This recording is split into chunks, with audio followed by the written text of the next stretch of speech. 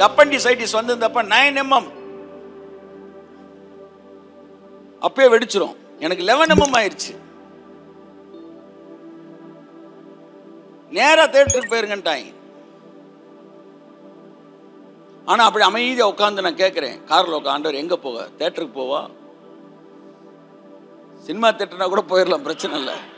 அப்ப தேட்டருக்கு போவா இல்ல வீட்டுக்கு போவா? ஆவியானவர் சொல்றாரு வீட்டுக்கு போ. நான் வீட்டுக்கு போனேன். ஒரு மருந்து எடுக்கல, ஏன்னா ஒரு மருந்து இல்லை அதுக்கு. ஆனா அதை சோமாக்குறதுக்கான ஒரு மருந்தை என் பாடியை கிரியேட் பண்ணிச்சு.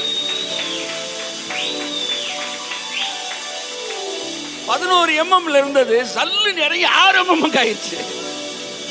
எங்கிருந்து மருந்து, என்ன மெடிசின் எடுத்தீங்கன்னு கேட்டாரு. நான் ஒரு மெடிசின் எடுக்கல. ஒரு மெடிசின் இல்லைன்ட்டீங்களே சார் நேற்று. நான் தான் கேட்டேனே. ஆமா, ஆனா காணமே, அப்பண்டிக்ஸே காணமே என்றார். நான் உங்களுக்கு சொல்லுகிறேன், இன்று இரவு நீ எந்த மருந்தும் எடுக்க வேண்டாம். உன் சரீரத்தை சுகப்படுத்த வேண்டிய அந்த மருந்தை உன் சரீரமே உனக்கு உருவாக்கி தரும். உன் மனது மட்டும் தேவனுடைய வார்த்தையோடு இணைக்கப்பட்டு இருக்கும் என்றால் உன் சரீரத்திலே உன்னை சுகமாக்கக்கூடிய மருந்து உருவாக்கப்படும் என்று இரவிலே. மருத்துவ உலகம் கண்டுபிடிக்காத மருந்தை உன் சரீரம் உருவாக்கும். இன்னைக்கு நைட்டு கட்டிகள் கரைய வேண்டும். இன்று இரவு உன் மூட்டு வலிகள், எலும்பு வலிகள் மறைய வேண்டும். இன்று இரவு உன் தோல் சம்பந்தப்பட்ட வியாதிகள் மறைய வேண்டும்.